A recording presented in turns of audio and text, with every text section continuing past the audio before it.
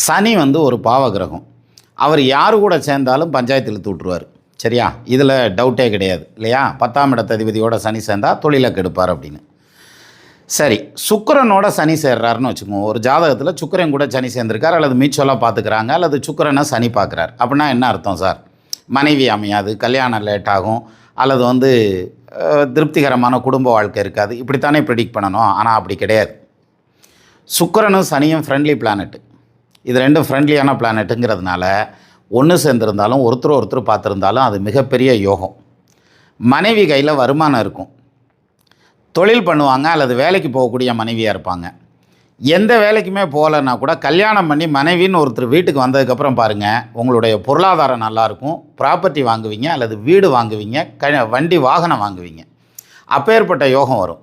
அப்போது சுக்கிரன் சனி ஒரு ஜாதகத்தில் சேர்ந்துருக்குதுங்கிறதுக்காக இது தோஷமான ஜாதகம் வேண்டாம் அப்படின்னு சொல்லி நம்ம மறுக்கிறதுங்கிறது நல்ல வாய்ப்பை தவற விடுறோங்கிறது அர்த்தம். இது மாதிரியான தவறான புரிதல்கள்னால தான் நிறைய பேர்த்துக்கு கல்யாணம் லேட் ஆகுது. இதை புரிஞ்சுக்கிட்டோம்னா நிறைய பேர்த்துக்கு சீக்கிரமே கல்யாணம் நடக்கும் சார்.